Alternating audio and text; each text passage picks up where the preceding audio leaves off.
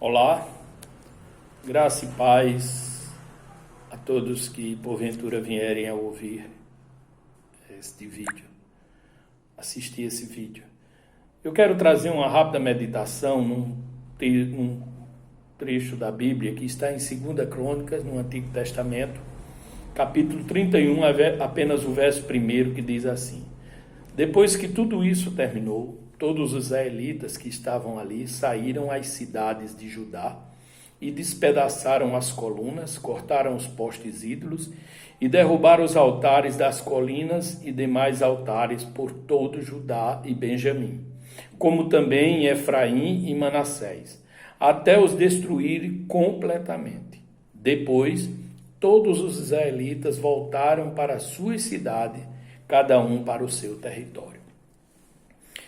O que estava acontecendo? O que foi que houve aqui? A gente primeiro volta um pouco na história, e como aqui na Bíblia, um capítulo 2, e vamos encontrar o antecessor de Ezequias, Acais. Ezequias era o rei que agora nesse momento, na leitura desse versículo, estava no trono. Mas o antecessor dele, o pai dele, Acais, foi um dos piores reis do sul, das tribos do sul, conhecida como Reino de Judá, que era composta pelas tribos de Judá e Benjamim. As outras 10 tribos que tornou-se o Reino do Norte, ou Efraim, como também a Bíblia o denomina. Pois bem, o Reino do Sul, comandado pelo seu líder Acais, se desviou completamente dos caminhos do Senhor. Inclusive Acais chegou a queimar os próprios filhos, moda essa que seria seguida mais tarde pelo Manassés, outro péssimo rei do sul. E ele cometeu tantas arbitrariedades, trouxe a idolatria para o reino. O povo praticava a idolatria de forma tal que até o próprio templo, lugar da adoração, símbolo da presença de Deus, o lugar mais respeitado pelos judeus, foi fechado, abandonado. Ele saqueou o que tinha lá dentro e fechou o templo. Acabou a adoração a Deus. Agora se adorava ídolos e ídolos, todos os ídolos das nações pagãs ali em volta. O que ocorreu no reinado de Acais? Os sírios combateram contra ele, o derrotaram. Depois os próprios israelitas do Reino do Norte se voltaram contra ele, também impondo grande derrota. E aí ele vai, em vez de se arrepender e buscar a ajuda de Deus, corre para os assírios, para pedir socorro aos assírios. Os assírios vieram, ao invés de ajudá-los, também o impuseram derrota. Até mesmo Edom, um povo insignificante comparado aos judeus, conseguiram vitória sobre o Reino do Sul contra Judá. Por quê? Porque estavam no pecado. Porque estavam distanciados de Deus. E quando se está distanciado de Deus, tudo nos vence. Até uma bituca de cigarro domina o homem. Entenderam? Distante de Deus somos alvo fácil para qualquer coisa, para qualquer elemento, para qualquer inimigo. Seja vício, seja atitudes que tomamos, trazer-nos destruição, trazer-nos derrota total. E foi isso que ocorreu. Mas o rei morreu e agora assume seu filho Ezequias.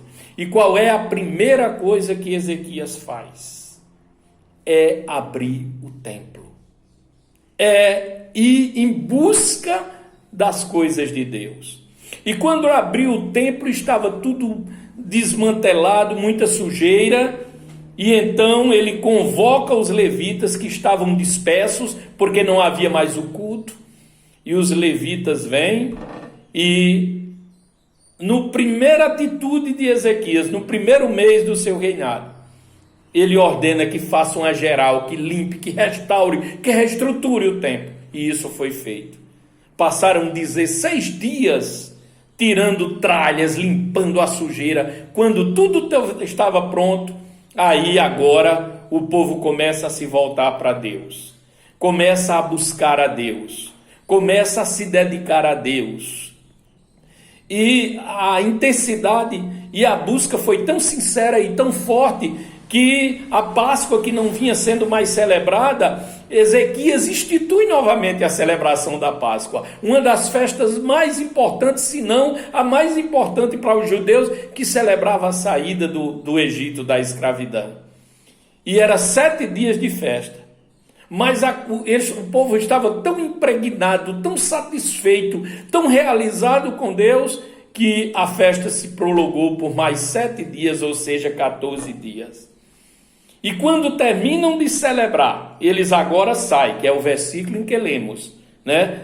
Depois que realizaram sacrifícios que também tinha cessado, o altar estava limpo, tudo preparado, podia agora se voltar a cultuar a Deus, como Deus instituíra lá por Moisés.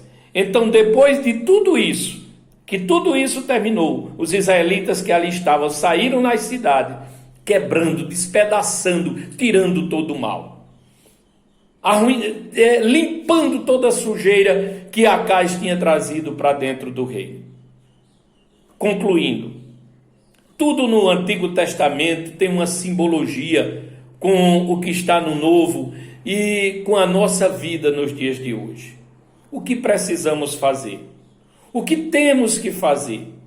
Nos voltar, como já disse num vídeo anterior, buscar a Deus, limpar as tralhas, limpar o templo. O templo hoje não está mais lá em Jerusalém.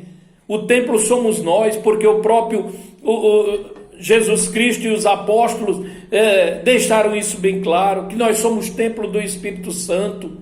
O apóstolo Paulo enfatizou isso com muita veemência. Então temos que limpar esse templo. Temos que procurar a forma de limpá-lo, e só Deus tem o detergente, porque só o sangue de Jesus é o detergente efetivo e ideal para limpar o homem de toda sujeira, de todo pecado. E o Brasil precisa disso, a partir das autoridades que são constituídas para governarem com equidade, com hombridade, e não da forma como estão fazendo, aproveitando uma calamidade para tirar proveito próprio. Vamos, minha gente, vamos buscar a Deus, vamos limpar o templo, vamos restituir o culto a Deus, vamos adorar verdadeiramente o Senhor, que só Ele pode dar jeito a essa situação, não só do Brasil, mas de todo o mundo. Esse mundo que tem dado as costas para Ele, que tem tornado as coisas dele motivo de achincalhar, de desprezar. Hoje, numa faculdade, no meio acadêmico, falar que se tem fé é coisa medieval, é coisa retrógrada, é coisa sem sentido. Mas é disso que estamos precisando agora.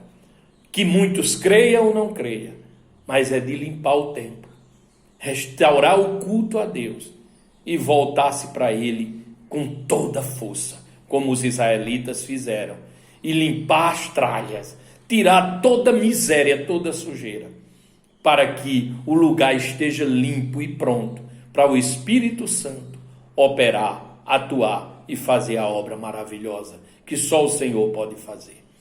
Que todos busquem isso e partam para essa finalidade, pois só assim o nosso país poderá sair deste buraco tão fundo em que estamos. Fiquem com Deus e que Ele tenha misericórdia de nós e nos abençoe.